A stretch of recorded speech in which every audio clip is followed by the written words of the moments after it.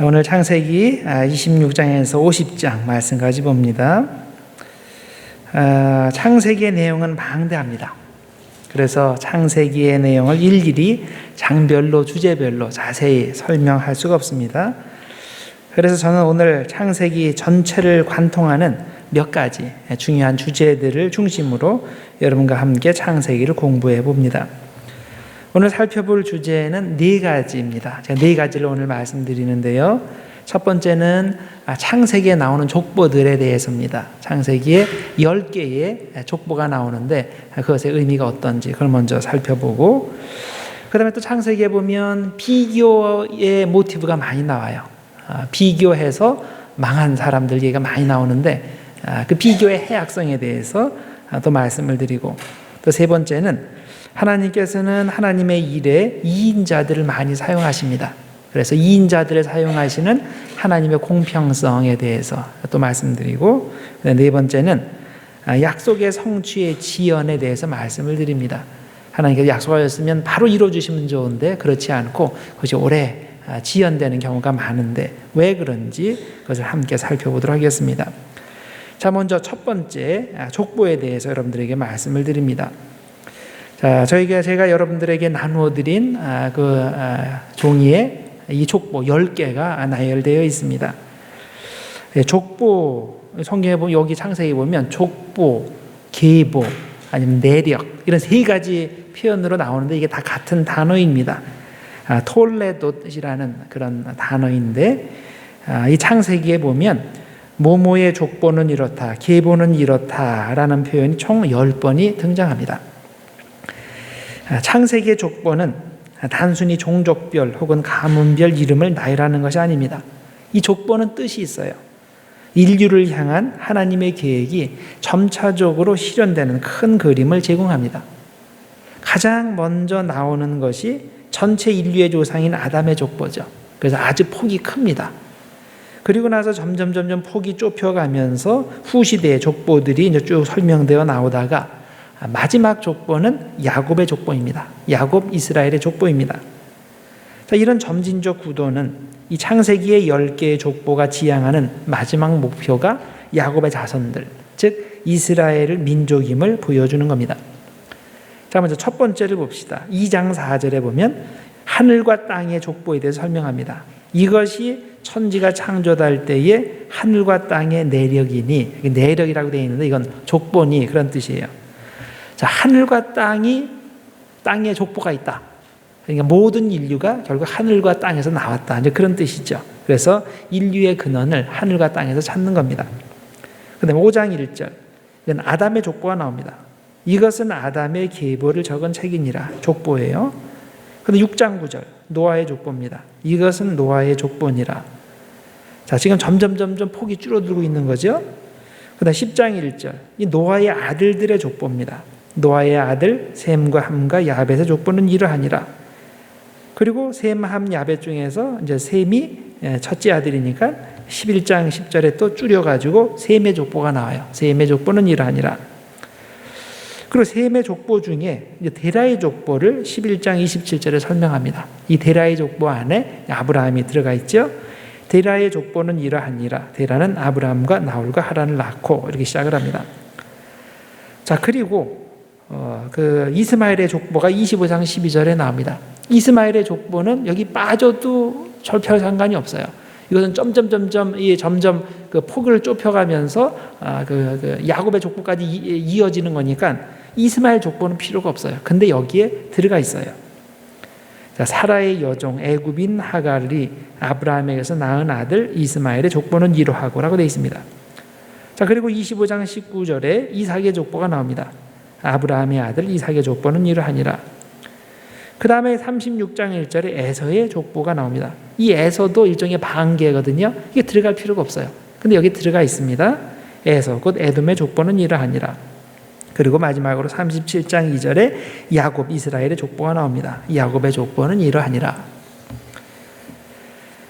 자, 창세기 1장에서 11장까지는 이스라엘의 첫째 족장인 아브라함의 등장을 준비하는 서론 역할을 합니다. 전체적으로 볼 때 구도가 점점 좁혀지면서 이 아브라함이라는 인물에 초점이 맞추어집니다. 자, 11장까지의 내용을 읽어보면 두 종류의 사람들이 대비됩니다. 다수의 사람들은 하나님의 뜻과 상관없이 사는 죄인들이고, 오직 소수의 사람들만이 하나님의 뜻에 순종하는 의인들입니다.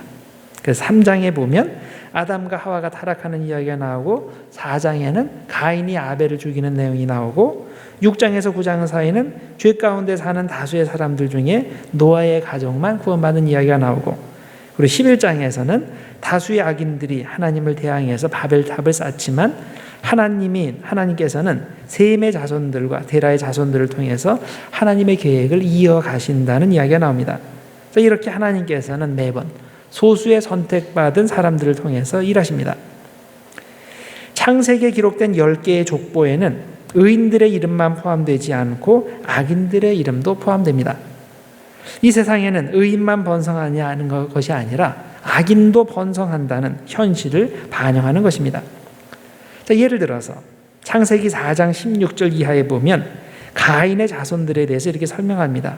좀 긴데요. 한번 들어보세요. 창세기 4장 16절 이하입니다.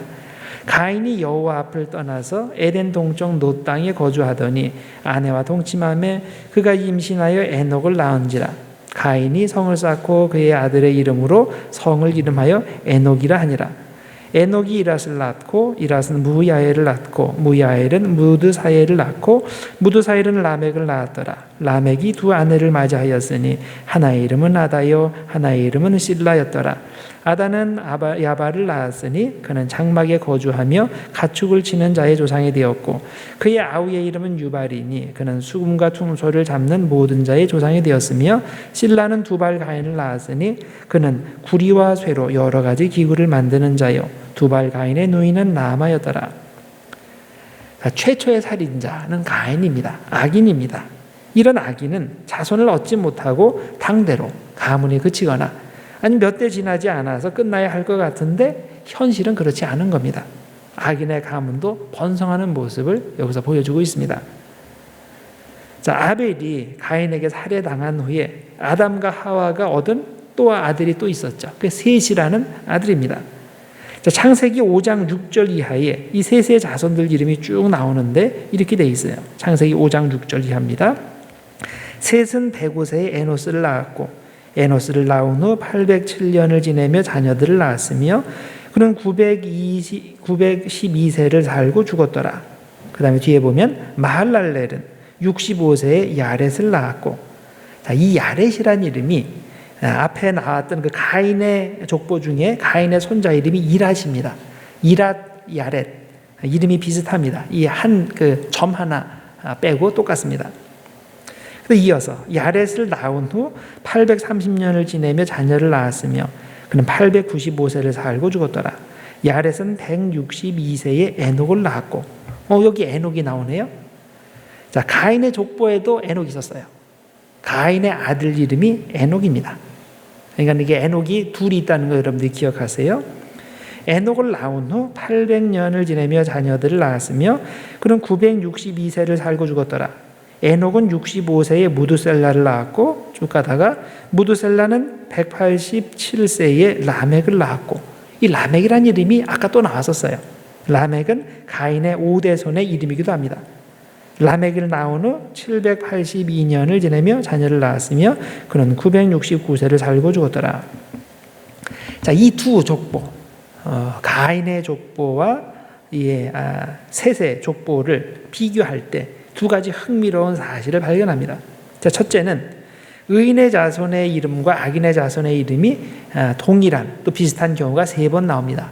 이랏과 야렛이 비슷하고요. 에녹이 동명이인이고 라멕도 동명이인입니다. 두 번째, 가인의 자손도 나름대로 번성했다는 것을 우리들이 알 수 있습니다. 가인이 악인이라고 해서 곧바로 대가 끊긴 것이 아닙니다. 안 그랬으면 좋겠지만 악인의 자손도 번성합니다.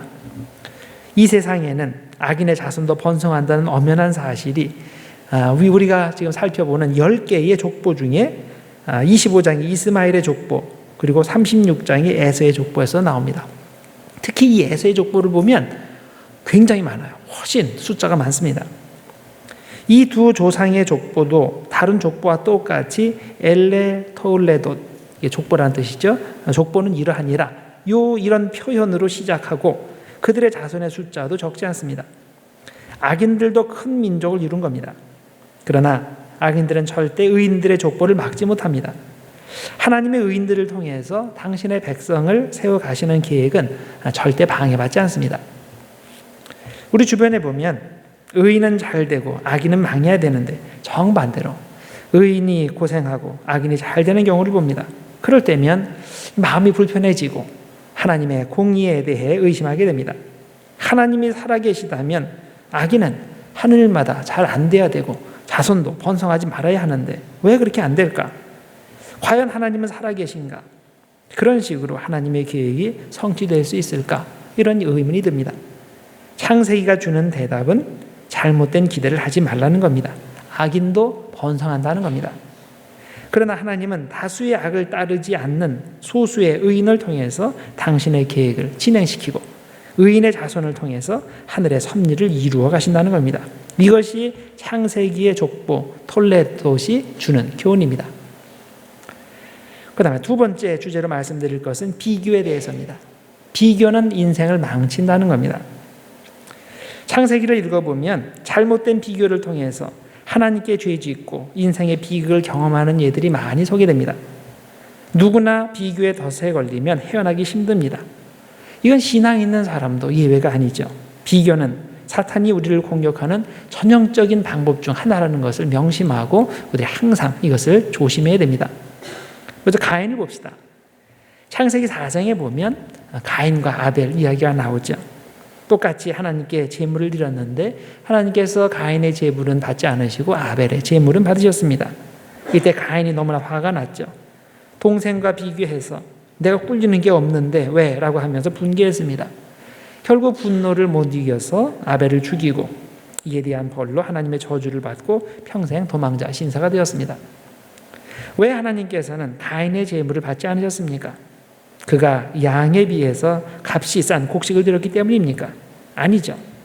자, 하나님께서 가인의 제물을 받지 않으신 이유는 제물의 종류 때문이 아니었죠. 그것이 아니라 드리는 사람의 믿음 때문이었습니다.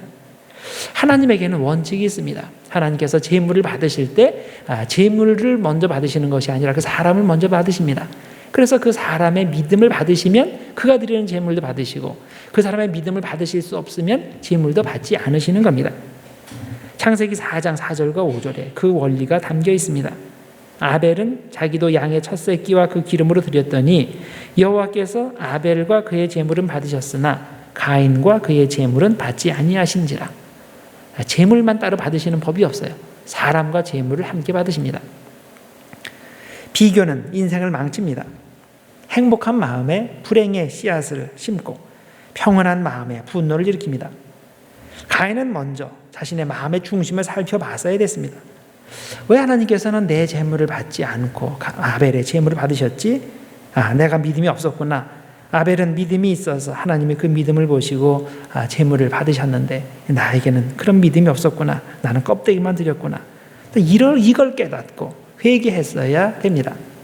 그러나 그는 자신을 돌아볼 생각은 안 하고 잘못된 방법으로 아벨과 비교하였습니다. 아벨과 믿음을 비교하는 것이 아니라 믿음 그 결과로 나타난 것. 하나는 받았고 하나는 안 받았고 이것만 가지고 따진 겁니다. 그래서 하나님은 나를 차별 대우하신다. 나도 제물을 드렸고 아벨도 제물을 드렸는데 왜 하나님께서는 나는 안 받으시는가? 불공평하다. 잔뜩 화가 났습니다. 아벨도 밉습니다. 이렇게 미운 생각을 하게 되니까 결국 살인죄를 저지르게 된 것입니다. 잘못된 비교는 살인자를 만듭니다. 그런데 아브라함을 봅시다. 믿음의 조상으로 불리는 아브라함도 이 잘못된 비교의 덫에 걸렸습니다. 아브라함이 가나안 땅에 살게 되었는데 이 원래 자기가 원해서 거기서 들어가서 사는 것이 아니죠. 하나님께서 갈대아 우르에서부터 그를 불러서 가나안으로 인도하셨습니다. 그래서 가나안에 들어와서 살게 되었습니다. 그런데 이렇게 들어와서 사는데 그런데 문제가 생겼죠. 이 가나안 땅에 이제 기근이 들게 됩니다. 자, 원래 가나안 땅에 들어올 때 하나님께서 약속하셨어요. 내가 너를 큰 민족이 되게 하겠다. 창세기 12장 2절 말씀이죠. 내가 너로 큰 민족을 이루고 내게 복을 주어 내 이름을 창대하게 하리니 너는 복이 될지라. 자, 큰 민족을 이루기 위해서는 두 가지가 필요하죠. 첫째는 사람이 굉장히 많아야 되죠. 민족이 되려면. 또 하나 필요한 것은 땅이 필요해요. 사람도 많아야 되고 땅도 필요하고. 자, 그래서 하나님께서 내가 너로 큰 민족을 이루게 하겠다 했을 때 이 가나안 땅을 의미하는 겁니다. 그래서 아브라함은 이 절대 가나안 땅을 떠나지 말고 그것이 하나님께서 약속하신 최선의 땅이라고 믿고서 거기서 열심히 살아야 됐습니다. 그런데 여기에 기근이 들었어요. 지금 음식이 부족합니다. 그래서 마음이 흔들렸습니다. 아브라함은 이 가나안에 만족할 수가 없었습니다. 저 밑에 있는 애굽을 보니까 거기는 음식이 풍족해요. 그래서 그쪽으로 가야 되겠다고 생각을 한 거죠. 가나안은 하나님이 약속하신 땅이라고 하지만 살기 힘든 곳이고, 애굽은 하나님의 약속과 상관없는 땅이지만은 그 모든 게 풍족한 그런 곳이고, 그러다 보니까 이런 식으로 비교하니까 그의 마음은 애굽으로 기울게 됩니다. 결국 어떻게 됩니까? 식솔들을 다 이끌고 이제 애굽으로 넘어가게 됩니다. 그런데 거기에서 큰 봉변을 당하게 됩니다. 사람들이 자기를 죽이고 아리따운 아내를 빼앗아 갈 것이 두려워서 아내를 사촌누이라고 속입니다. 그러자 사람들은 이런 최고의 미인은 바로에게 갖다 바쳐야 된다고 생각하고 그리고 바로의 첩으로 드리려고 했습니다. 나중에 사라가 아브라함의 아내라는 사실이 발각이 되죠. 그리고 다시 사라는 아브라함에게로 돌아오게 되는데 이 사건 이후로 아브라함은 그 가정에서 그 가장의 권위를 많이 잃게 되었을 겁니다. 자, 왜 이런 일이 벌어집니까? 이게 다 비교 때문입니다. 비교했기 때문이에요. 하나님이 주신 가나안 땅은 별로이고 저 멀리 있는 애굽 땅은 굉장히 좋게 보이고, 자, 왜 이런 판단이 되겠습니까? 물질적인 것만을 보았기 때문입니다. 자, 세상적인 기준으로, 세상적 풍요의 기준으로 보면 당연히 애굽이 훨씬 좋은 곳이죠. 그런데 전체적으로 보면 정반대입니다. 가나안이 훨씬 좋은 곳입니다. 왜냐하면 가나안에는 하나님의 약속이 있기 때문입니다. 여러분, 남의 떡이 커 보인다고 보통 말을 하죠. 절대 다른 사람의 것과 비교하지 말아야 됩니다. 특히 세속적인 것을 기준으로 비교하면 100% 우리는 실패자가 됩니다. 나는 불행하게 돼요. 비교하면서 나는 참 행복해, 그렇게 말하는 사람 있어요? 거의 없어요. 비교하면 다 쟤는 저렇게 잘났는데 나는 못났어. 그게 자기 비하로 들어가고 불평으로 들어가고 그렇게 되는 거죠. 비교하려면 하나님을 중심으로 비교해야 됩니다. 자, 그곳에 하나님의 약속이 있는지, 하나님의 축복이 있는지 이걸 가지고 비교하면 이미 정답은 나와 있는 겁니다. 세속적 비교는 여러분의 인생을 비참하게 만든다는 것을 항상 명심하시기 바랍니다. 그 다음에 롯을 봅시다. 롯도 비교 때문에 망한 사람이죠. 처음에는 롯이 아브라함과 함께 살았습니다. 그러다가 가족 수도 늘어나고 짐승 떼도 점점 늘어나고 그래서 도저히 같이 살 수가 없어요. 그래서 다른 지역으로 옮겨가서 서로 살기로 그렇게 얘기를 했는데, 이때 아브라함이 먼저 제안했죠. 자네나 나나 같은 가족이 아니냐. 자네가 남쪽 택하면 내가 북쪽 택할 거고, 자네가 동쪽 택하면 내가 서쪽 택할 테니까 먼저 선택하라고 그렇게 이야기를 합니다. 그래서 롯이 어디를 선택합니까? 물질적으로 풍요로운 소돔과 고모라를 선택했습니다. 롯이 삼촌보다 먼저 땅을 선택하는 것도 잘못이지만 더 큰 잘못은 하나님과 전혀 상관없는 그런 곳을 선택했다는 겁니다. 그곳에 하나님이 계신가 계시지 않는가는 이 롯의 관심사가 아니었습니다. 오로지 세상적인 기준으로 볼 때 그것만큼 풍요로운 곳이 없었기 때문에 멸망의 도시인 소돔과 고모라를 선택한 것입니다. 자, 이 선택이 나중에 어떤 결과를 초래했는지 다들 아실 겁니다. 도덕과 정의가 땅에 떨어지고 성적으로 문란한 소돔과 고모라는 하나님의 불의 심판을 받았습니다. 자, 롯이 이때 무엇을 잃었겠어요? 자기가 평생 이렇게 길러놓은 그런 가축대들 한꺼번에 다 없어졌겠죠? 집 다 없어졌어요. 집에 쌓아놨던 거 다 없어졌습니다. 일시에 다 잃었습니다. 그러나 그런 것들은 사랑하는 아내를 잃은 것에 비하면 아무것도 아닙니다. 아내는 집이 불타는 것이 너무나 아쉬워서 뒤돌아봤다가 소금기둥이 되었죠. 그리고 나중에 동굴에 들어갔는데 동굴에 들어가서는 두 딸이 세상이 끝난 줄 알고 자기 아버지를 술취게 해서 동침해서 모압과 베나미를 낳게 되었습니다. 자, 그야말로 콩가루 집안이 되는 겁니다. 왜 이렇게 되었습니까? 롯이 잘못된 비교를 했기 때문입니다. 하나님을 기준으로 비교했다면 애초에 소돔과 고모라는 선택하지 않았을 겁니다.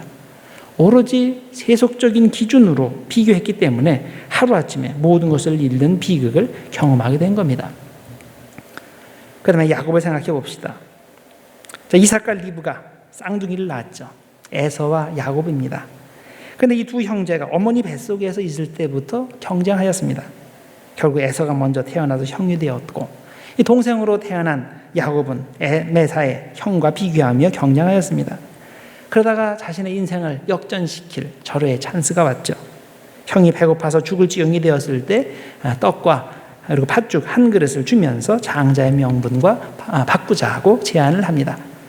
그런데 에서는 별 생각이 없습니다. 그래서 이 거래에 응해서 장자의 명분을 주고 배불리 먹었습니다. 야곱은 이런 식으로 간사하게 장자의 명분을 얻은 후에 이것을 근거로 해서 연로하신 아버지 이삭의 눈을 속여서 형에게 돌아갈 축복을 가로채게 됩니다. 얼마 가지 않아서 속임수가 발각되죠. 목숨을 부지하기 위해서 도망갑니다. 도망가다가 외삼촌 라반의 집으로 도망을 가게 되고 또 이로써 가족은 원수가 되고 야곱과 에서는 수십 년 동안 서로 행복하지 않은 삶을 살게 됩니다. 자, 왜 이런 일이 벌어집니까? 우선 부모의 잘못이 큽니다. 이삭과 리브가 둘 다 아이들을 편애했습니다. 이삭은 에서가 너무나 좋았습니다. 그는 장자고 남자고 사냥도 잘하고 그래서 사냥 가서 내가 좋아하는 그런 고기도 잡아오고 요리도 해주고 너무나 좋습니다. 편애했어요. 자, 반면에 리브가는 야곱을 편애했습니다. 야곱은 머리가 좋고 세심하고 그래서 나를 닮은 것 같고 그래서 야곱이 좋습니다. 에서와 야곱이 싸우면 그래서 언제나 야곱 편을 들어주었습니다. 자, 나중에는 눈이 안 보이는 아버지를 속이기 위해서 야곱과 치밀한 계획을 세우고 아버지의 축복을 받아냈습니다. 첫째 아들 에서는 전혀 안중에도 두지 않는 아주 잔인한 행동을 한 것이죠. 이런 식으로 부모가 아이들을 편애하니 자연히 에서와 야곱은 서로 비교하며 경쟁할 수밖에 없었습니다. 그렇게 안 된다면 그게 이상한 거겠죠. 에서와 야곱이 서로 경쟁할 때 아마 에서는 모든 것을 힘으로 그 야곱을 제압했을 겁니다. 그런 식으로 제압당한 야곱도 가만히 있지 않았을 것입니다. 그의 좋은 머리로 형을 골탕 먹인 적이 한두 번이 아니었을 겁니다. 성경은 야곱 위주로 기록되었기 때문에 야곱을 중심으로 이 문제를 생각해 봅시다. 자, 야곱을 향한 하나님의 뜻은 처음부터 분명했습니다. 야곱이 장자가 되는 겁니다. 그래서 창세기 25장 22절과 23절에 이렇게 말씀을 합니다. 그 아들들이 그의 태 속에서 리브가의 태 속에서 서로 싸우는지라 리브가가 이르되 이럴 경우에는 내가 어찌할꼬 하고 가서 여호와께 묻자온데 하도 애들이 뱃속에서 싸우니까 이거 좀 이상하다 생각하고서 하나님께 가서 기도했다는 거죠. 자, 여호와께서 그에게 리브가에게 이르시되 두 국민이 네 태중에 있구나. 두 민족이 내 복중에서부터 나누이리라. 이 족속이 저 족속보다 강하겠고 큰 자가 어린 자를 섬기리라 하셨더라. 비록 육신적으로는 에서가 장자가 되겠지만 영적으로는 야곱이 장자가 된다는 뜻입니다. 아니면 처음에는 에서가 장자로 태어나겠지만 결국에는 야곱이 장자가 된다는 뜻일 겁니다. 하나님은 에서와 야곱이 리브가 뱃속에 있을 때 이미 그녀에게 이 사실을 알려줬습니다. 자, 그렇다면 부모는 어떻게 행동해야 됩니까? 아버지는 에서를 편애하면 안 됩니다. 나중에 장자가 바뀌게 될 것이니까 바뀌지 않게 되더라도 두 아들을 공평하게 사랑해 줬어야 됩니다. 어머니도 야곱을 편애하면 안 됩니다. 왜 하나님이 정해 놓으신 것에 개입을 합니까? 자, 하나님께서 야곱을 장자로 만드신다고 했으면 그걸 기다리면 되는 겁니다. 왜 이삭을 속이고 에서의 가슴에 대못을 박으면서까지 야곱을 편애합니까? 야곱도 역시 에서와 아버지를 속이면 안 됩니다. 자기가 장자가 되는 것이 하나님의 뜻이라면 언젠가는 그렇게 될 게 아니겠어요. 하나님께서 결국에는 뜻을 이루실 건데 그걸 믿고 기다리면 되는 겁니다. 왜 못 기다리고 술수를 써서 당장 장자가 되려고 합니까? 근본 이유는 하나님을 못 믿기 때문이에요. 아무리 하나님께서 미리 말씀해 주셨어도 그걸 못 믿어요. 그러니까 못 믿으니까 자기가 미리 손을 써가지고 그 일을 만들려고 하는 거죠. 정말 하나님을 믿었다면 기다렸을 겁니다. 자, 왜 비교합니까? 왜 경쟁합니까?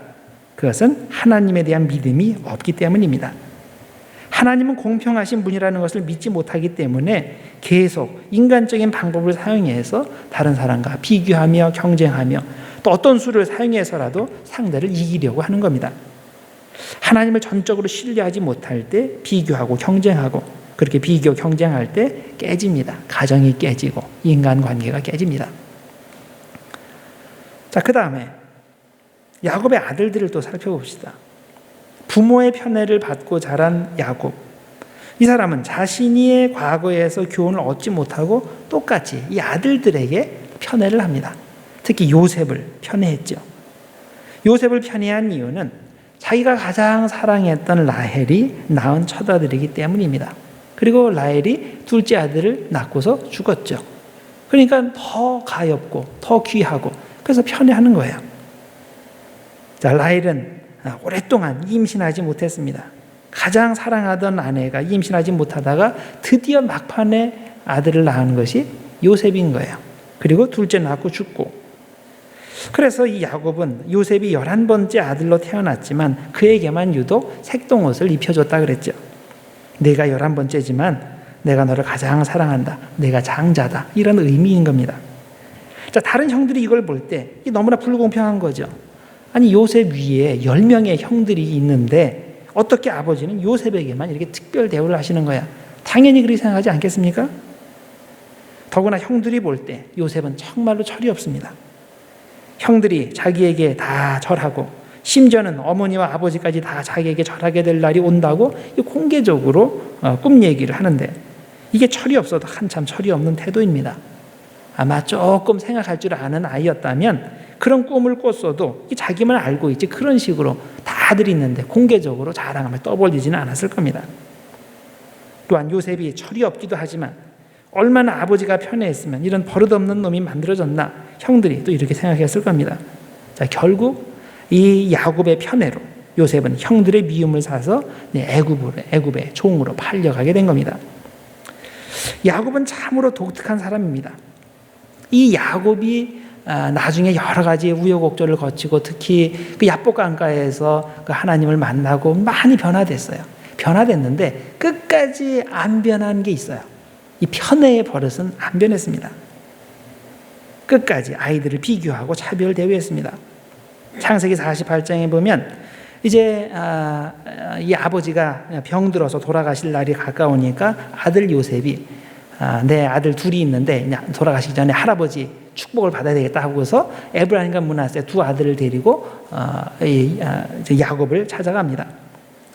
자, 그래서 축복 기도를 받기 위해서 이 므낫세는 큰 아들이니까 야곱의 오른편에 앉히고 또 에브라임은 둘째 아들이니까 둘째 손자니까 왼쪽에 앉히고 그래서 이 할아버지의 축복을 받으려고 했습니다. 자, 그런데 어찌 된 일인지 야곱은 그들 머리에 손을 엇바꾸어서 얹는 겁니다. 이 오른손으로 이 므낫세 앉혔으면 이렇게 딱 므낫세에게 오른손이 딱 가야 될 텐데 이 거꾸로 왼손을 거기다가 얹히고 오른손은 엇바꾸어서 이 에브라임 머리에 손을 얹는 겁니다. 그래서 요셉이 생각할 때 이 아버지가 너무 정신이 맑지 않으셔서 지금 이러시는가 보다 하고서 이 오른손을 이렇게 끌어다가 이 므낫세 위에다가 이렇게 얹히려고 그러는데 아버지가 그걸 거부하는 거예요. 말하기를 야, 나도 안다. 내 아들아, 누가 누군지 나도 다 안다 하면서 둘째 손자인 에브라임의 머리에서 오른손을 옮기지 않고 이 에브라임에게 장자의 축복을 주었습니다. 그러니까 아들도 편애했는데 지금 이 손자들까지도 이게 편애하는 거죠. 이 첫째 아들, 이 므낫세가 이걸 보고서 무슨 생각을 할까요? 의심을 했겠죠. 이 할아버지가 자기 동생을 더 좋아했다는 걸 의심을 했을 거예요. 평소에도. 근데 결정적인 순간에까지 이렇게 하는 걸 보고서 큰 충격을 받았을 겁니다. 자, 편애는 자녀들 사이에 해로운 비교, 경쟁을 시키고 그들이 건강하게 자라는 것을 방해합니다.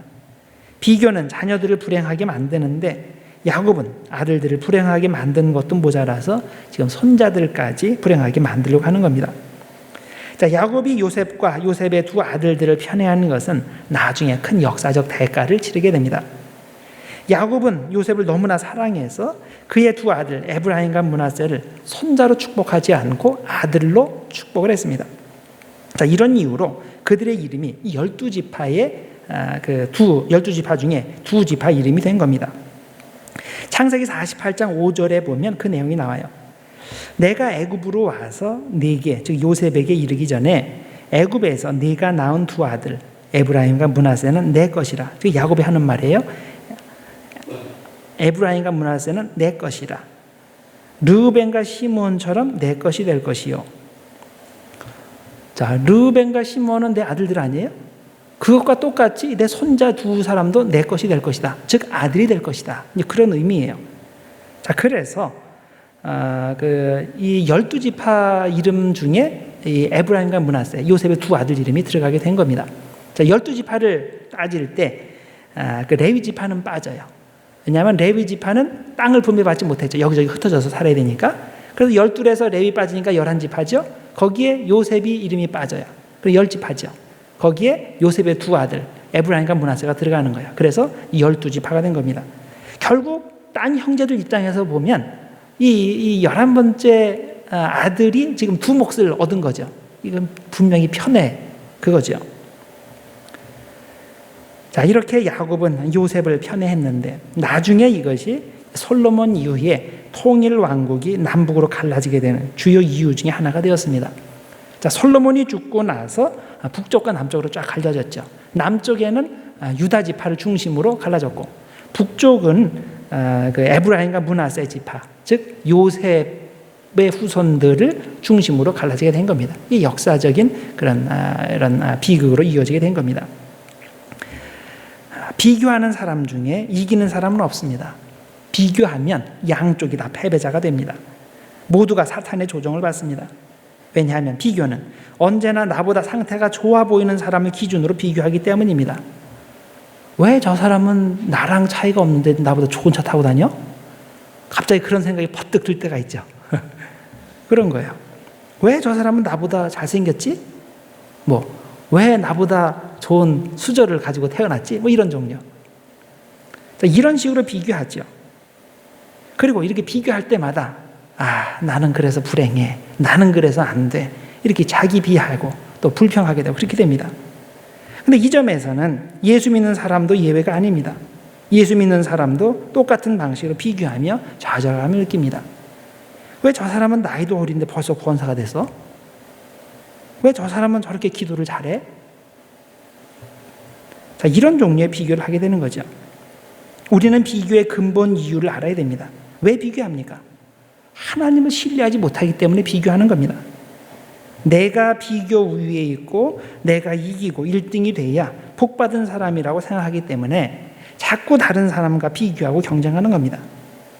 우리가 하나님을 똑바로 알면 비교하지 않습니다. 비교할 필요가 없습니다. 하나님은 세상적으로 자랑거리가 있는 사람을 사용하시지 않고 오히려 약한 자를 사용하시기 때문입니다. 어떻게 보면 하나님께서는 1등한 사람보다는 2등한 사람에 더 관심을 가지고 그들을 중요한 것에 많이 사용하십니다. 자, 성경에 보면 그래서 2등짜리가 하나님의 귀한 일에, 즉 하나님의 축복을 잇는 일에 사용되는 것을 많이 봅니다. 자, 첫 번째로 말씀드릴 수 있는 것이 이 족장의 아내들이에요. 족장의 아내들, 하나님의 그 민족을 이루는 그 아주 중요한 역할을 감당하는 사람들이죠. 그런데 창세기를 읽어보면 이 족장의 아내들은 대부분 임신이 잘 안 되는 여자들이에요. 하나님께서 아브라함에게 큰 민족을 이루게 하시겠다고 말씀하시고 그의 자손이 하늘의 별과 같이 바다의 모래와 같이 많게 해주시겠다고 약속하셨는데 그랬다면 이 부인들이 임신도 잘하고 아이들 잘 낳아야 될 거 아닙니까? 근데 상황은 정반대인 겁니다. 자, 대표적으로 사라가 그랬고 그 며느리는 리브가가 그랬고 그 며느리는 라헬이 그랬어요. 창세기 11장 27절 이하에 보면 데라의 족보가 나옵니다. 데라의 족보는 이러하니라. 데라는 아브람과 나홀과 하란을 낳고 하란은 롯을 낳았으며 하란은 그 아비 데라보다 먼저 고향 갈대아인의 우르에서 죽었더라. 아브람과 나홀이 장가들었으니 아브람의 아내의 이름은 사레며 나홀의 아내의 이름은 밀가니 하란의 딸이요 하란은 밀가의 아버지이며 또 이스가의 아버지더라. 사레는 임신하지 못함으로 자식이 없었더라. 이게 11장 마지막이에요. 11장 27절에서 30절 사이에 나오는 내용입니다. 자, 왜 여기서 데라의 족보 이야기를 쭉 하면서 난데없이 by the way, 그런데 사례는 임신하지 못해서 애가 없다, 이 얘기를 여기다 딱 넣어놨을까요? 족보 이야기하면서. 이거는 뒤에 나오는 이야기들을 읽을 때 이걸 생각하고 읽으라는 그런 뜻이에요. 자, 이 이야기가 나오고 나서 바로 12장에 가면 하나님께서 아브라함을 부르시는 이야기가 나옵니다. 자, 아브라함을 부르시고 그에게 약속하셨어요. 너로 하여금 큰 민족을 이루게 하겠다. 자, 그렇다면 하나님은 아브라함에게 임신하지 못하는 사라를 통해서 큰 민족을 이루어 주시겠다고 지금 말씀하는 건데, 여러분 이게 이해가 됩니까? 아브라함이 나중에 이것을 생각을 해볼 때 이게 처음부터 이게 하나님께서 사기성이 농후하게 이렇게 하신 게 아닐까요? 나중에 아브라함이 사라를 애굽 왕 바로에게 넘겨주었는데, 그러니까 그럴 수 있었던 배후에는 사라는 어차피 임신하지 못하는 여자라는 생각이 담겨 있을 수 있습니다. 아시다시피 구약 시대에는 임신하지 못하는 여자가 푸대접을 받곤 했는데, 아브라함이 사라를 왕에게 넘길 때 아마 그런 감정이 마음속 깊은 곳에 잠재되어 있지 않았겠습니까? 어쨌든 분명히 짚고 넘어가야 할 것은 하나님께서 12장에서 아브라함에게 큰 민족을 이루어 주시겠다고 약속하실 때 명시적으로 사라를 통해 그렇게 하신다고는 말씀하지 않았다는 사실입니다. 다시 읽어드리면 이렇게 돼요. 여호와께서 아브라함에게 이르시되 너는 너의 고향과 친척과 아버지의 집을 떠나 내가 네게 보여줄 땅으로 가라. 내가 너로 큰 민족을 이루고 네게 복을 주어 내 이름을 창대하게 하리니 너는 복이 될지라. 여기에 사라의 이름은 안 나와요. 아브라함은 사라가 임신하지 못하니까 아마 앞으로 다른 아내 혹은 아내들이 생겨서 그를 통해 자녀를 낳게 될 것으로 생각했을 수 있습니다.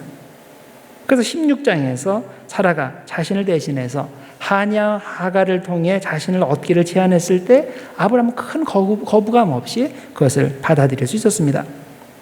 17장에 가면 하나님께서 다시금 아브라함을 통해서 큰 민족을 이루어 주시겠다고 이걸 재확인해 주셨는데, 이때 그의 이름을 바꿔주셨습니다.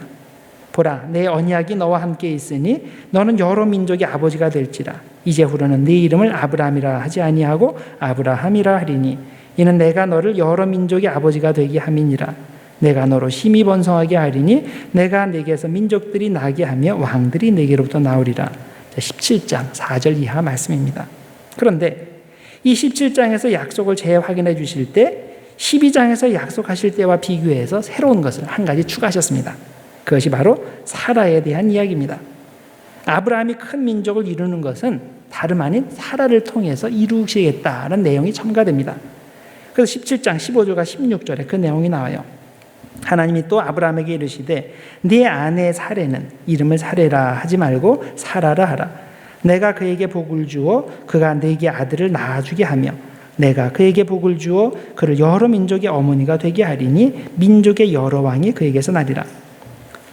자, 하나님께서는 결국 여러 우여곡절 후에 사라를 통해서 이삭을 낳게 하시고, 자, 그를 통해서 가문을 잇게 하셨습니다. 자, 그 다음에 리브가의 경우도 보면 이 리브가도 오랫동안 불임 때문에 자손이 없었습니다. 창세기 25장에 보면 이삭이 리브가와 결혼했을 때가 40세였다고 나와 있어요. 40세에 리브가와 결혼했고, 그리고 20년이 지난 후에야 리브가가 아이를 낳았다고 합니다. 자, 그거 보면 리브가는 결혼하고서 20년 동안 아이가 없었던 거예요. 자, 그런데 어떻게 임신하게 되었습니까? 20년쯤 지나게 되니까 자연히 임신하게 되었을까요? 아니죠. 이삭이 얼마나 고민이 되겠어요. 하나님께서 그 아버지에게 주시고 나에게도 큰 민족을 이루겠다고 약속하셨는데 20년 동안 애가 안 태어나는 거예요. 무슨 수로 큰 민족을 이룹니까? 고민이 돼서 하나님께 열심히 기도했다고 되어 있어요. 25장 21절 이삭이 그의 아내가 임신하지 못함으로 그를 위하여 여호와께 간구하며 여호와께서 그의 간구를 들으셨으므로 그의 아내 리브가가 임신하였더니라고 되어 있습니다. 자, 어떻게 하나님께서 짝지어 주신 여인들은 이렇게 하나같이 임신을 잘 못하는 여인들일까요? 자, 야곱의 사랑하는 아내 라헬의 경우도 예외가 아닙니다. 그녀도 임신이 잘 안 되는 여인이었어요. 자, 29장 31절에 그 내용이 나옵니다. 여호와께서 레아가 사랑받지 못함을 보시고 그의 태를 여셨으나 라헬은 자녀가 없었더라. 자, 이렇게 자녀가 없으니까 어떡합니까? 여러 종류의 문제가 생기죠. 우리가 충분히 상상할 수 있는 상황이 30장 1절과 2절에 나옵니다. 라헬이 자기가 야곱에게서 아들을 낳지 못함을 보고 그의 언니를 시기하여 야곱에게 이르되 내게 자식을 낳게 하라. 그렇지 아니하면 내가 죽겠노라. 야곱이 라헬에게 성을 내어 이르되 그대를 임신하지 못하게 하시는 이는 하나님이시니 내가 하나님을 대신하겠느냐. 야곱의 말은 이게 왜 내 책임이냐, 내가 하나님이냐, 그렇게 얘기하는 거죠. 라헬도 오죽하면 이렇게 긁었겠어요. 다 이유가 있겠죠. 하나님께서 약속해 주셨으면 빨리빨리 이루어 주셔야지 왜 이렇게 애가 안 태어납니까? 자, 그런데 결국 하나님께서는 이런 여인들을 통해서 하나님께서 가문의 그 가문을 잇게 하시고 또 하나님의 백성을 많게 해주십니다. 근데 이 당대는 그것이 이루어지지 않았어요. 한참 후에. 자, 그 다음에 하나님은 임신이 잘 안 되는 여인들을 통해서 하나님의 약속을 이어가셨는데 이에 더하여 장자가 아닌 아들들을 통해서 계속 그 약속을 이어가셨습니다. 자, 그래서 아브라함 가문에서는 4대에 걸쳐서 장자가 아닌 사람이 장자의 권리를 얻게 됩니다. 자, 이스마엘 대신에 이삭이 장자의 명분을 얻었죠. 물론 성경에서는 이삭의 포커스를 맞추니까 이스마엘은 거의 아닌 것처럼 얘기하지만은 엄격한 의미에서 첫째 아들은 이스마엘인 거예요. 또 에서 대신에 야곱이 장자의 명분을 얻었죠. 또 그 밑에 요셉의 형들 대신에 요셉이 또 장자의 명분으로 있게 됐고, 또 므낫세 대신에 또 에브라임이 장자의 권리를 받게 됩니다. 자, 엄연히 장자를 통해 모든 재산권과 하나님의 축복권이 이어지는 시족 사회에서 자, 어떻게 4대씩이나 걸쳐서 장자가 아닌 사람이 그런 특권을 부여받았을까요? 하나님은 공평하신 분이라는 메시지가 여기에 담겨 있습니다. 때로는 이인자들에게 더 큰 관심을 가지고 계시다는 의미가 담겨 있습니다. 전체 그림을 보지 못하는 인간에게는 이래서 불공평하고 저래서 불공평하게 보일 수 있습니다. 그러나 하나님께서는 모두를 가장 공평하게 대우하십니다. 마태복음 19장 30절에 보면 먼저 된 자로서 나중되고 나중된 자로서 먼저 될 자가 많다고 하였습니다. 자, 하나님의 나라에서는 순위가 계속 바뀌게 됩니다. 하나님께서 주신 복이 있습니까? 그러면 그 복을 빼앗기지 않기 위해서 그것을 귀히 여기고 하나님의 말씀에 순종하는 삶을 사셔야 됩니다. 에서가 왜 장자의 복을 빼앗겼습니까? 하나님이 주신 장자의 복을 가볍게 여겼기 때문입니다. 자, 25장 34절에 그 내용이 나옵니다. 야곱이 떡과 팥죽을 에서에게 주매 에서가 먹으며 마시고 일어나 갔으니 에서가 장자의 명분을 가볍게 여김이었더라. 자, 아무렇지도 않게 생각을 한 거죠. 또 하나님의 복을 후세에 전하는 장자로서의 자의식이 있었다면 이 에서는 이방 여인들을 아내로 삼지도 않았을 겁니다. 26장 34절과 35절 내용입니다. 에서가 40세에 해족속 브에리의 딸 유릿과 해족속 엘론의 딸 바스맛을 아내로 맞이하였더니 그들이 이삭과 리브가의 마음에 근심이 되었더라. 개중에 이런 의문을 제기하실 분이 있을 수 있습니다. 하나님께서 이미 야곱이 장자가 될 것을 다 정해놓으셨는데 그런 상황에서 에서가 무엇을 할 수 있었겠습니까? 이렇게 질문할 수 있어요. 자, 에서가 자기가 태어나기 전에 하나님께서 그의 부모에게 주신 말씀 이걸 들었을까요? 그랬을 수도 있고 안 그랬을 수도 있습니다. 성경에는 안 나와 있어요. 우리는 모릅니다. 그러나 어느 경우이든 확실한 것이 있습니다.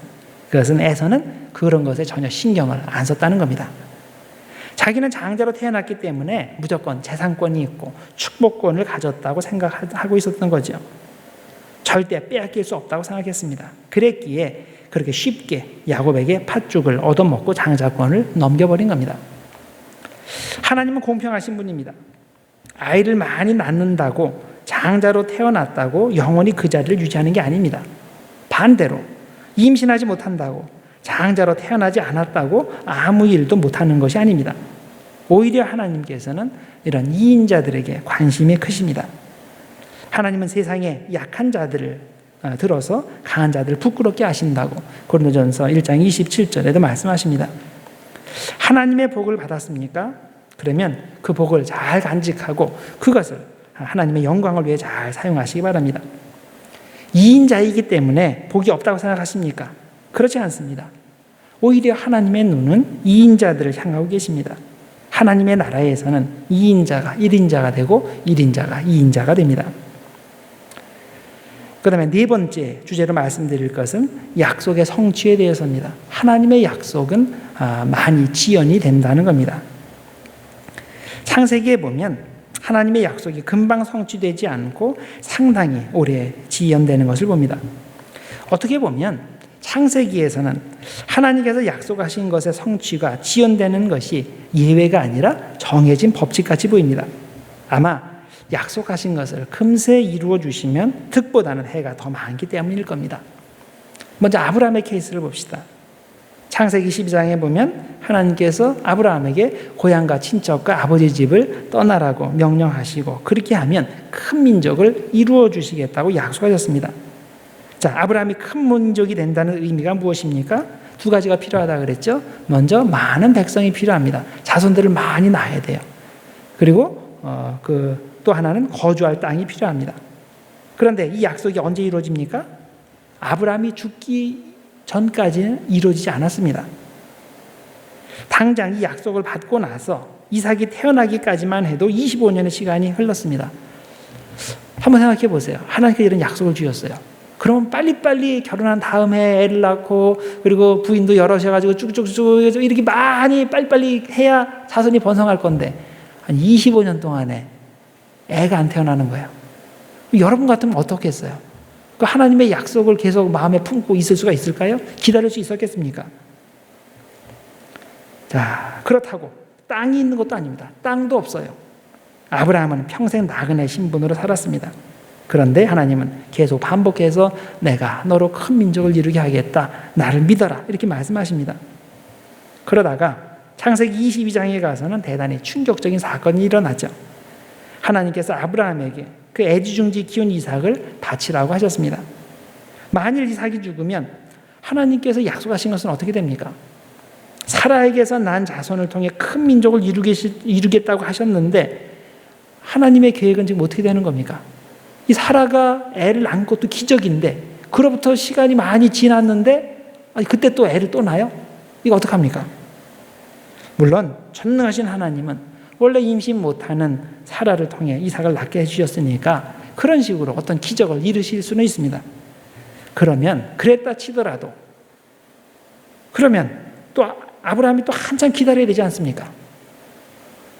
어떻게 보면 하나님이 바쁘셔야 되잖아요. 하나님이 조급하셔야 되는데 정반대로 하나님은 안 조급하시고 지금 아브라함이 조급하는 거예요. 이게 우리들의 사는 삶의 현장의 모습이 아닙니까? 하나님의 뜻이 빨리빨리 이루어져야 하나님의 사업도 많이 일어나고 선한 일도 많이 해서 그러면 하나님께서 빨리빨리 일을 제족하셔야 될 것 같은데 하나님은 느긋하세요. 우리가 조급한 거예요.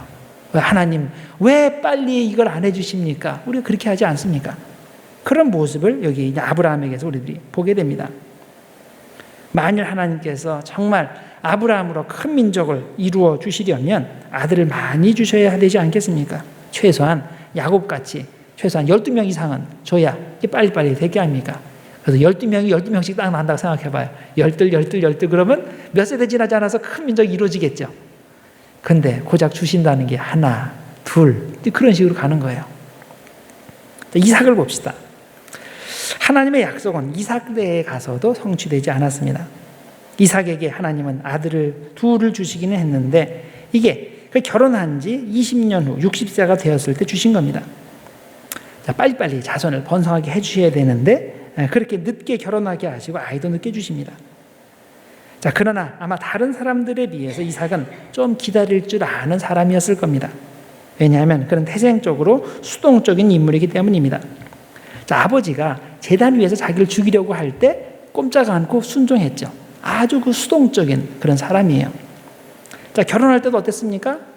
야곱 같은 사람은 자기가 미리 점 찍어놓고 7년 일하고 7년 일하고 그래가지고 자기가 원하는 것을 쟁취하는 그런 스타일인데, 이삭은 그러지 않았어요. 자기가 직접 와이프를 찾아 나서지도 않고. 그리고 누가 찾으러 갔어요? 아버지의 종이. 아버지도 아니에요. 아버지의 종이 저 먼 데 가서 모르는 데서 데리고 온 사람을 그냥 받아서 살았어요. 아주 수동적인 사람이죠. 그리고 결혼한 후에도 그 대단히 활동적인 리브가가 가정생활을 주도했을 겁니다. 완전히 반대예요. 리브가는 아주 활동적이고 진취적이고 적극적입니다. 자, 아브라함의 종이 이제 신부감을 찾으러 그쪽 지역으로 가서 이제 우물가에 이제 가게 됐을 때 목이 말랐어요. 그래서 어느 지나가는 사람한테 물을 달라 그럴 때 리브가가 이제 물동이를 내려서 이제 물을 줍니다. 거기까지 했으면 뭐 충분히 이해될 만해요. 그런데 이 리브가가 그걸로 그치지 않았죠. 거기 낙타들을 쭉 데리고 왔는데 낙타들까지 다 데리고 와서 물을 다 먹였어요. 시키지도 않은 일을 아주 적극적으로 하는 그런 여자예요. 그리고 나서 이제 일이 잘 진행이 돼서 결혼하게 됐어요. 이제 아버지의 그런 허락도 받아서 이제 신부감을 이제 이삭에게로 데리고 갈 겁니다. 데리고 가기로 약속한 날이 왔어요. 그 다음날 아침에 이제 데리고 가려고 그러니까 그때 아버지와 오빠가 얘기를 하죠. 야, 너무나 섭섭하다. 일주일만 더 있으면 안 되겠냐? 한 열흘이라도 같이 있으면 안 되겠냐? 그럴 때 리브가가 뭐라고 얘기했어요? No. 그러고 갔어요. 한 번도, 그러니까 평생 이렇게 같이 살았었는데 단칼에 노라고 그러고 한 번도 가보지 못한 곳으로 지금 가는 거예요. 아주 심장이 아주 튼튼한 여인 같죠? 자, 이런 사람이에요. 와이프는 이래요. 근데 남편은 굉장히 수동적이에요. 자기를 죽이려고 아버지가 칼을 들어도 가만히 있는 사람이에요. 뭐 둘이 잘 만난 거죠. 자, 근데 이삭이라는 사람이 원래 성격이 그렇기 때문에 이 인내심도 굉장히 많았던 그런 사람입니다. 자, 인내심 그럼 우물이 생각이 나죠.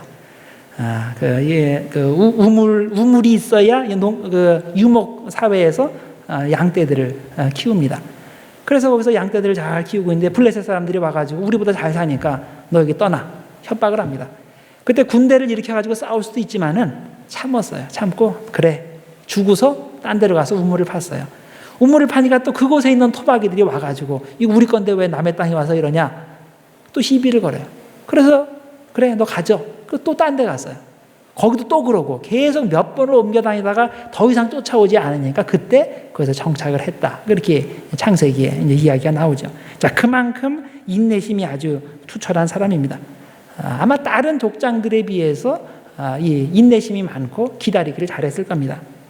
자, 그건 개인적인 차원에서 그렇다는 얘기고, 그럼에도 불구하고 창세기 전체 이야기를 볼 때 아직까지 약속이 이루어지지 않은 거예요. 아주 먼 거예요. 하나님께서 벌써 아버지 때에 큰 민족을 이루겠다고 하시는데 자손도 없지, 땅도 없지, 계속 지금 쫓겨서 돌아다니고 있는 거지. 지금 그런 상태가 지속이 되는 겁니다. 자, 하나님의 약속이 성취가 계속 지연되는 거죠. 그러나 야곱을 봅시다. 야곱은 대단히 조급한 사람입니다. 하나님께서 이미 그를 장자로 만드실 계획을 준비하고 계셨습니다. 어머니 리브가에게도 이미 그 말씀을 해주셨습니다. 그러면 야곱은 기다려야 됩니다. 장자의 권리를 형에게서 억지로 빼앗으려 하면 안 되는 겁니다. 자, 이렇게 조급한 사람 훈련시키는 가장 좋은 방법이 있습니다. 그게 뭐죠? 더 기다리게 하는 거예요. 더 기다리게. 지쳐서 포기할 때까지. 그리고 기다리는 동안에 아주 죽도록 고생시키는 거. 이게 가장 좋은 방법입니다. 하나님께서 그렇게 놔두신 거예요. 그래서 이 야곱이라는 사람이 기다리지 못해서 일을 저지르고 나서 도망가서 된통 당하게 되죠. 감히 야곱을 속여먹는 라반을 만나가지고 계속 반복해서 속이게 됩니다. 속게 되는데 심지어 그 결혼의 문제까지 속아가지고 그래가지고 그런 여러 가지 일들을 만들어내죠. 자, 그가 형을 피해 도망할 때 베델을 지나게 되는데 그것에 돌베개를 베고 잘 때 그때 꿈을 꾸죠. 그래서 천사들이 이제 사다리로 오르락내리락하는 그런 꿈을 봅니다. 그리고 나서 그때 하나님께서 나타나셔서 아브라함에게 주신 그 약속을 지금 야곱에게 재확인해 주십니다. 할아버지한테 주신 약속을 지금 자기에게 주는 겁니다. 자, 그래서 28장 13절 이하에 이런 약속의 말씀을 하나님께서 주십니다. 나는 여호와니 너의 조부 아브라함의 하나님이요. 자, 할아버지한테 이 약속을 줬다는 거예요. 이삭의 하나님이라. 아버지한테도 이 약속을 줬다는 거예요. 네가 누워있는 땅을 내가 너와 내 자손에게 주리니, 가나안 땅이 여기라는 거죠. 이게 약속의 땅이라는 거예요. 내 자손이 땅의 티끌같이 되어 내가 서쪽과 동쪽과 북쪽과 남쪽으로 퍼져나갈지며 땅의 모든 족속이 너와 내 자손으로 말미암아 복을 받으리라. 아브라함에게 주신 약속을 풀어서 똑같이 얘기하는 거죠. 내가 너와 함께 있어. 네가 어디로 가든지 너를 지키며 너를 이끌어 이 땅으로 돌아오게 할지라. 내가 네게 허락한 것을 다 이루기까지 너를 떠나지 아니하리라 하신지라. 자, 야곱은 이 약속의 말씀을 듣고 확신을 얻었습니다. 하나님께서 아버지 집에만 계신 줄 알았더니 이 빈들에도 계시는구나. 그리고 하나님께서 이렇게 영원히 함께 하겠다고, 너를 지켜주겠다고 약속하셨으니 이제 내가 삼촌의 집에 가서도, 모르는 곳에 가서도 내가 어려움이 없겠구나, 그렇게 생각을 하고 갔어요. 갔는데 계속 큰 어려움이 계속 연속적으로 있게 된 거죠. 하나님께서 함께 해주신다고 하셨으면 일이 술술 잘 풀려야 되는데 그렇지 않았습니다. 그래서 이제 결혼 문제에 대해서도 속고, 그 다음에 자기의 그 일하는 것에 대해서도 속고, 품삯도 속임을 당하고, 그래서 20년이라는 세월이 지났어요. 그 20년 지나는 세월 동안에 이 야곱이 무슨 생각을 했을까요? 이게 하나님께서 함께 해주신다는 의미야? 이렇게 생각하지 않겠어요? 빈들에도 계신 하나님이 이곳에서 계시는 것은 분명한데 왜 이렇게 나는 일이 안 풀릴까? 왜 내가 원하는 스케줄대로 일이 진행이 안 될까? 분명히 이렇게 생각했을 겁니다. 그가 라반의 집에서 일하는 동안에 큰 어려움이 많고 또 속으로 많이 마음고생을 했는데, 자, 그러면서 자신이 평생 남을 속이면서 살았던 모습을 돌아봤을까요? 아마 그랬을 겁니다.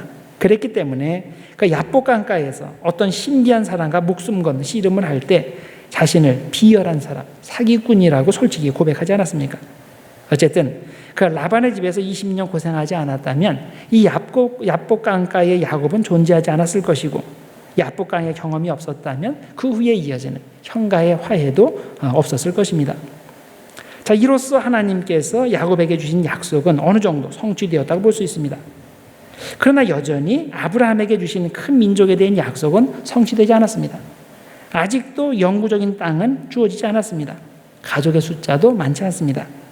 비록 12명의 아들들을 통해서 70명 정도의 자손을 얻었지만 70명 갖고 무슨 큰 민족을 이룹니까? 말도 안 되죠. 자, 그렇다면 하나님께서는 그의 아들 때에 가서 약속을 이루어 주실까요? 자, 그 다음에 요셉 이야기로 넘어갑니다. 요셉이 꿈을 꿨죠. 자신의 형제들 위해, 심지어는 부모들 위해 우뚝 선다는 꿈이었습니다. 그런데 그 꿈이, 그 어릴 적의 꿈이 순조롭게 이루어졌습니까? 아니죠. 당장에는 정반대의 일들이 연속적으로 일어났습니다. 우선 그는 형들에게 잡혀서 구덩이에 들어갔고, 그 다음 이집트로 가는 상인들에게 팔려서 이집트로 갔고, 그 다음에 보디발의 집에 팔려갔고, 또 그곳에서 평생 이제 종의 신분으로 지날 운명에 처합니다. 자, 이로써 하나님이 주신 꿈은 박살이 난 겁니다. 더 이상 실현 가망성이 없습니다. 그 후 요셉은 보디말의 아내의 유혹을 물리친 결과로 감옥에 갇히는 신세가 되었습니다. 그 안에서 바로를 섬기는 2명의 고관에 대해서 고관이 꾼 꿈을 해몽해 주었죠. 그래서 한 사람은 교수형 당해서 죽을 것이고 한 사람은 다시 복직될 것이다. 그리고 이제 복직될 사람에게 미리 부탁을 해놓습니다. 내가 해몽해 준 것이 맞거든 그때 나를 생각해서 나를 이곳에서 구출해 내십시오. 나는 잘못한 게 없습니다. 자, 그리고 나서 요셉이 감옥 안에서 소식을 들었어요. 그렇게 자기가 좋게 꿈 해몽을 해준 그 사람이 다시 복직됐다는 그런 소식을 듣게 됩니다. 그러면 자기가 말해놓은 것이 있으니까 이제 요셉이 기다릴 거 아니에요? 오늘 올래나? 내일 올래나? 좀 자기도 정착해야 되지. 그러니까 일주일은 기다려줄게. 일주일 정도 있다가 올래나? 근데 한 달이 돼도, 두 달이 돼도, 세 달이 돼도 자기를 부르러 안 나오는 겁니다. 자, 언제 왔습니까? 2년 후에, 딱 2년이 지난 후에 나타났습니다. 자, 41장 1절에 그 내용이 나와요. 만 2년 후에 바로가 꿈을 꾼즉 자기가 나일 강가에 서 있는데, 그 다음에 꿈 얘기가 쭉 나오게 됩니다. 왜 2년일까? 그것은 하나님의 타임테이블이 있기 때문이에요. 2년이 지나야 바로가 이 꿈을 꾸고, 이 꿈을 꿔야 그 다음 일이 착착하게 진행이 되는 거예요. 하나님은 아세요. 근데 요셉은 그걸 몰라요. 오늘 올까, 내일 올까 계속 기다리는 거예요. 하나님께서 축복의 약속을 주셨으면 당장 일어나야 될 것 같은데, 그것이 계속 반대 방향으로 가다가 조금 희망이 보이는데 그것이 지금 2년이나 걸려서 기다려야 되는 겁니다. 그 후의 이야기 여러분들이 잘 아실 겁니다. 요셉이 이제 총리 대신이 되고, 그 다음에 흉년 동안에 곡식들을 많이 저장해두고, 풍년일 때 많이 저장해두고, 흉년이 들 때 그것을 팔아서, 그래서 그 문제들을 해결해주고, 또 바로 왕을 부자로 만들어 주었습니다. 한편 가나안에 있는 요셉의 형들은 곡식을 사러 애굽으로 와서 요셉을 만나게 되는데, 이때 여러 가지 눈물 나는 극적 드라마를 통해서 서로 화해의 시간을 가지게 됩니다. 그리고 마지막에는 야곱의 온 가족이 애굽으로 넘어와서 애굽의 고센 땅에 정착하게 됩니다. 자, 그러면 이렇게 히브리인들이 이집트에 살게 됐는데 이것이 원래 하나님의 뜻이었습니까? 아브라함에게 주신 약속입니까? 아니죠. 하나님은 아브라함에게 큰 민족이 되리라고 약속하셨지만 그 장소는 애굽이 아니라 가나안입니다. 그래서 이 사람들이 다시 그 가나안으로 떠나가야 됩니다. 자, 그런데 이 일이 언제 이루어집니까? 이로부터 400년이 지난 후에 히브리 백성은 애굽을 떠나게 됩니다. 그리고 애굽을 떠나기 전에 히브리 백성들이 애굽에 있을 때 그 상황이 큰 민족이 된 거예요. 너무나 애들을 그때 많이 낳게 된 거예요. 자, 아브라함이 생각을 할 때, 한 400~500년 지난 후에는 우리가 다 이집트로 넘어가서 거기서 큰 민족을 이루어서 애를 많이 낳고 그리고 나서 다시 가나안으로 돌아올 거야. 그걸 알고 있었을까? 당연히 모르죠. 그거는 꿈에도 생각하지 못할 거예요. 그런데 하나님께서는 그 일을 이루시는 거예요. 자, 아브라함이 하나님을 믿는다. 그 의미가 뭐예요? 어떻게 될 거는 모르지만은 하나님께서 약속하신 것은 어떤 방법으로든지 이루어 주신다는 것, 그걸 믿는 거예요. 그게 믿음인 거예요. 여러분, 하나님께서 우리에게 어떤 그 말씀을 통해서 약속을 주시면 어떻게 이루어지는 것까지 우리가 관여해서는 안 되는 거예요. 그건 하나님께서 하실 일이에요. 우리가 할 일은 내 때에 이루어지든지 내 아들 때에 이루어지든지 500년이 이루어지든지 그건 내가 상관할 바 아니고, 나는 하나님의 말씀을 붙들고 그리고 열심히 그 말씀에 순종하는 그런 삶을 살아야 되는 겁니다. 하나님께서 주신 약속은 기다림을 통해서 이루어집니다. 하나님의 복은 어제 약속해 주시고 오늘 당장 이루어 주시는 것이 아닙니다. 오랜 기간 동안의 기다림을 통해서 이루어 주십니다. 왜 그럴까? 하나님은 왜 우리를 이렇게 오래 기다리게 하실까? 이 기다림은 하나님 때문이 아니라 우리의 유익을 위해서입니다. 기다림을 통해서 우리가 하나님을 신뢰하는 법을 배우기 때문입니다. 하나님의 복을 누릴 준비가 안 된 사람에게 너무 빨리 복이 주어지면 어떤 일이 벌어지는지 우리들이 잘 알고 있지 않습니까? 그렇게 주어진 복은 복이 아니라 저주가 됩니다. 그것이 없으면 최소한 현상 유지라도 하게 되는데 그 복이 주어졌기 때문에 하루아침에 망하게 되는 일들 우리들이 얼마나 많이 봅니까? 여러분, 하나님께서 기다리게 하시면 다 그럴 만한 이유가 있다고 믿으시기 바랍니다. 하나님은 기다림을 통해서 우리의 믿음을 성장시키시고 우리에게 가장 완벽한 형태의 복을 만들어 주십니다. 우리가 어떤 목적을 놓고 기도할 때 응답이 세 가지로 오죠. 하나는 yes, 하나는 no, 하나는 wait. 이 세 가지로 옵니다. 그런데 우리는 yes만 기도의 응답을 받아들이죠. 하나님께서 no라고 하시면 그걸 응답해 주신 건데 그거 말고 yes를 주십시오 하고서 열심히 기도하죠. 또 wait, 기다려. 아직은 아니야. 그래도 아닙니다. yes, 지금, right now, 지금 주십시오. 그리고 기도를 하죠. 그걸 하나님의 계획은 생각하지도 않고 자신의 생각만 지금 고집하는 거죠. no도 기도응답이고 wait도 기도응답입니다. 이것을 잘 이해해야 신앙생활에 실패하지 않습니다. 하나님의 약속은 반드시 이루어집니다. 조급하게 서두르지 말고 하나님의 때를 기다리기를 바랍니다. 아브라함에게 주신 약속의 경우는 수백 년이 걸렸습니다. 하나님을 온전히 신뢰함으로 끝까지 인내하시고 그 인내를 통해서 하나님의 계획이 우리 삶의 풍성히 이루어지기를 주님의 이름으로 축복합니다. 기도하겠습니다. 하나님 아버지 감사합니다. 오늘도 창세기 말씀을 통해서 우리 자신을 돌아보게 하시니 감사합니다. 하나님, 우리가 얼마나 조급하게 생각하며 하나님보다 앞서 나가려고 합니까?